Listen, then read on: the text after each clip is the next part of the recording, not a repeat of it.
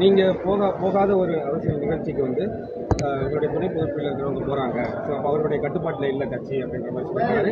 அம்பேத்கரை வைத்து அரசியல் நடக்கிறது, அம்பேத்கரை தொகுத்து வழங்குறதுக்கு வேறு யாருமே கிடைக்கலையா அப்படின்ற மாதிரி. அந்த புத்தக வெளியீட்டு விழாவில் ஆதவ் அர்ஜுன் அவர்கள் பங்கேற்கலாம் என்று அவருக்கு நான் என்னுடைய இசைவை தெரிவித்தேன். ஆரம்பத்திலிருந்தே அந்த புத்தகத்தை உருவாக்குவதில் அவருடைய முயற்சி இருந்தது. அப்படி ஒரு புத்தகத்தை உருவாக்க வேண்டும் என்பதில் அவர் காட்டிய ஈடுபாடு எனக்கு தொடக்கத்திலிருந்தே தெரியும். விகடன் பதிப்பகத்தோடு இணைந்து அவர் அந்த புத்தகத்தை கொண்டு வந்திருக்கிற நிலையில் அவரை அந்த நிகழ்விலே பங்கேற்க வேண்டாம் என்று சொல்ல எனக்கு உடன்பாடு இல்லை. ஆனால் அவர் என்னிடத்தில் கேட்டார், நீங்கள் பங்கேற்காத போது நான் பங்கேற்கலாமா என்று என்னிடத்தில் கேட்டார். அதை உருவாக்கியதே நீங்கள் என்கிற போது அதை தவிர்க்க வேண்டாம், கலந்து கொள்ளுங்கள், அதே நேரத்தில் கவனமாக பேசுங்கள் என்று கூறியிருந்தேன். ஆகவே என்னுடைய அனுமதி இல்லாமல் அவர் போகவில்லை. அவரை போக வேண்டாம் என்று சொல்லுவது ஜனநாயகம் இல்லை.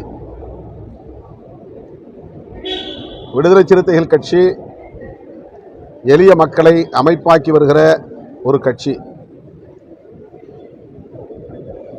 இதில் இத்தனை காலமும் நாங்கள் ஜனநாயகபூர்வமாகத்தான் எல்லா முடிவுகளையும் எடுத்திருக்கிறோம். ஒவ்வொரு கட்சிக்கும் ஒவ்வொரு அணுகுமுறை உண்டு, ஒவ்வொரு கட்சி தலைமைக்கும் ஒரு பின்னணி உண்டு. மற்ற கட்சிகளைப் போல விடுதலை சிறுத்தைகள் கட்சியும் முடிவெடுக்க வேண்டும் என்று பலரும் எதிர்பார்க்கிறார்கள். விடுதலை சிறுத்தைகள் கட்சி தொடக்கத்தில் ஒரு தலித் இயக்கம் என்கிற அடையாளத்தோடு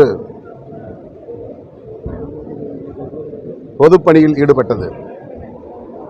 அரசியல் இயக்கமாக மாற நாங்கள் எடுத்துக்கொண்ட பல்வேறு முயற்சிகளுள் ஒன்று, இந்த இயக்கத்தில் தலித் அல்லாதவர்கள் ஜனநாயக சக்திகள் வந்து சேரலாம், சிறுபான்மையினர் உள்ளிட்ட அனைத்து தரப்பாருக்கும் இந்த கட்சியிலே முக்கியமான பொறுப்புகளில் அங்கம் வகிக்க இடம் உண்டு என்று ஒரு தீர்மானமே நிறைவேற்றினோம். அதை நாங்கள் வேளச்சேரி தீர்மானம் என்றே அழைக்கிறோம். எங்கள் கட்சியிலே 2007 என்று கருதுகிறேன், வேளச்சேரியிலே கூடி ஒட்டுமொத்தமாக டாப் டு பாட்டம் அமைப்பை மொத்தமாக கலைத்துவிட்டு புதிதாக எல்லோரும் பொறுப்புகளுக்கு விண்ணப்பிக்கலாம் என்ற ஒரு அறைகூவல் விடுத்தோம்.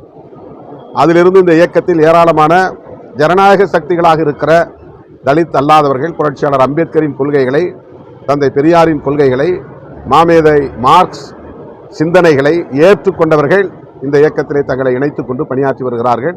அந்த வரிசையிலே ஆதவ் அர்ஜுன் அவர்களும் ஒருவர். எங்கள் கட்சியிலே துணை பொதுச் செயலாளர்கள் பொறுப்பு 10 பேருக்கு வழங்கப்பட்டிருக்கிறது. அமைப்பு செயலாளர் பொறுப்பு 10 பேருக்கு. அதிலே தலித் அல்லாதவர்களும் உண்டு. தலித் அல்லாதவர்கள் மீது ஒழுங்கு நடவடிக்கை எடுக்க வேண்டிய தேவை எழுந்தால் தலைவர், பொதுச் செயலாளர் உள்ளிட்ட உயர்நிலைக் குழுவிலே கலந்தாய்வு செய்து அவர்கள் மீதான நடவடிக்கையை ஒரு முறைக்கு இருமுறை பரிசீலித்து தான் எடுப்போம். இதை நாங்கள் ஒரு நடைமுறையாக கொண்டிருக்கிறோம். ஏனென்றால் தலித் அல்லாதவர்கள் கட்சிக்குள்ளே வருகிற போது அவர்களுக்கு ஒரு இன்செக்யூர்டான பாதுகாப்பற்ற உணர்வு ஏற்பட்டுவிடக்கூடாது. அவர்களுக்கு பாதுகாப்பை உறுதிப்படுத்த வேண்டியது தலைமையின் பொறுப்பு, தலைமையின் கடமை. கட்சி தேர்தலுக்கு வராததற்கு முன்பு நாங்கள் மையக்குழு, சென்ட்ரல் கமிட்டி என்கிற குழுவிலே விவாதித்து தான் ஒழுங்கு நடவடிக்கை எடுப்போம். இன்றைக்கும் பைலாஸ், துணை விதிகள் அப்படியே தான் இருக்கிறது. இன்னும் நாங்கள் அதை கூட மாற்றவில்லை. ஆகவே துணை செயலாளர் என்கிற அளவிலான பொறுப்பு ஒழுங்கு நடவடிக்கைக்கு உள்ளாக்கப்படுகிற போது, அதிலும் தலித் அல்லாதவர்கள் அந்த பொறுப்பிலே இருந்து ஒழுங்கு நடவடிக்கைக்கு உள்ளாக்கப்படுகிற போது தலைவர் மற்றும் பொதுச் செயலாளர்கள் உள்ளடங்கிய முன்னணி தோழர்கள் கலந்தாய்வு செய்துதான் எந்த முடிவையும் எடுப்போம். அது எங்கள் கட்சிக்குள்ள நடைமுறை. திமுகவில் இருப்பதைப் போல, அதிமுகவில் இருப்பதைப் போல, அது பாஜகவில் இருப்பதைப் போல நாங்கள் செயல்பட வேண்டும் என்று எதிர்பார்ப்பது, அந்த எதிர்பார்ப்பை நிறைவேற்றுவது ஏற்புடையதல்ல. நாங்கள் பேசியிருக்கிறோம், முடிவை அறிவிப்போம். 6ஆம் தேதி தானே முடிஞ்சது.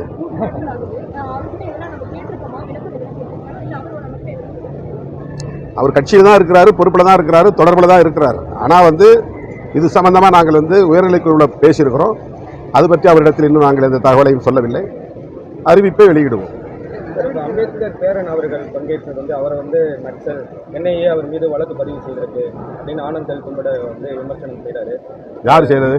அண்ணாமலை. அவர் மீது என்ஐஏ வழக்கு இருக்கு. அவர் நக்சல், அவரை கூப்பிட்டு ஒரு பெரிய நிகழ்ச்சி, அம்பேத்கர் நிகழ்ச்சியில பங்கேற்க வைக்க. அவர் மீதான குற்றச்சாட்டு ஆதாரமற்றது என்பதனால்தான் அவர் விடுதலை செய்யப்பட்டிருக்கிறார். அவருடைய உடன்பிறப்பு ஒருவர் தலைமறைவாகி இருக்கிறார் என்கிற சந்தேகத்தின் பெயரில் அவரை பிடித்து சென்றது என்ஐஏ துறை, அவ்வளவுதான். அவர் வெளிப்படையாக பல துறைகளில் உயர்நிலை பொறுப்புகளில் இருந்து பணியாற்றியவர். ஐஐடி போன்ற உயர்கல்வி நிறுவனங்களில் பணியாற்றிய ஒரு பேராசிரியர். ஆனால் இடதுசாரி சிந்தனையாளர். புரட்சியாளர் அம்பேத்கருடைய பேத்தியின் கணவர், பிரகாஷ் அம்பேத்கருடைய தங்கையின் கணவர். அவர் நீதிமன்ற அனுமதியோடு தான் தமிழ்நாட்டுக்கு வந்தார். சட்டப்பூர்வமாகத்தான் அனுமதி பெற்றிருக்கிறார். அவரை மராட்டிய மாநிலத்தில் பல நிகழ்ச்சிகளுக்கு எல்லோரும் அழைக்கிறார்கள். அவரை மேலும் தீவிரவாத முத்திரை குத்தி அந்நியப்படுத்த முயற்சிப்பது அநாகரிகமான அரசியல். பாஜக இது போன்ற அரசியலை தமிழ்நாட்டுக்கு வடக்கே வைத்துக் கொள்ள வேண்டுமே தவிர தமிழ்நாட்டில் வைத்துக் கொள்ளக்கூடாது. யாரு?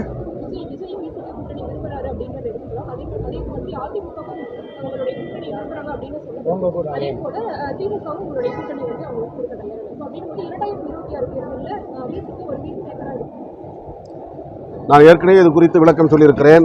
அவர்களுக்கு திருமாவளவன் குறி அல்ல, விடுதலை சிறுத்தைகள் கட்சி குறி அல்ல.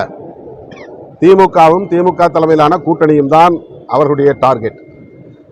2019, 2021, 2024 என்று தொடர்ந்து 3 பொதுத் தேர்தல்களில் இந்த கூட்டணி கட்டுக்கோப்பாக இருந்து மாபெரும் வெற்றியை பெற்றிருக்கிறது மக்கள் செல்வாக்கோடு. இதை அவர்களால் ஏற்றுக்கொள்ள முடியவில்லை. குறிப்பாக பாரதிய ஜனதா கட்சியும் RSSம் எப்படியாவது இந்த தேர்தலுக்கு முன்னரே இந்த கூட்டணியை சிதறடித்து விட வேண்டும் என்பதுதான் அவர்களின் நோக்கம். அதற்காக விடுதலை சிறுத்தைகள் கட்சியை ஒரு துருப்புச் சீட்டாக பயன்படுத்துவதற்கு அவர்கள் முயற்சிக்கிறார்கள் என்பதை எங்களால் உணர முடிகிறது. அதற்கு நாங்கள் ஒருபோதும் இடம் தர மாட்டோம். நாங்கள் ஏற்கனவே விடுதலை சிறுத்தைகளும் சேர்ந்து உருவாக்கிய மதசார்பற்ற முற்போக்கு கூட்டணியிலும் விடுதலை சிறுத்தைகளும் சேர்ந்து உருவாக்கிய இந்தியா கூட்டணியிலும் அங்கம் வகிக்கிறோம். எனவே எங்களுக்கு இன்னொரு அணி என்கிற சிந்தையும் இல்லை, தேவை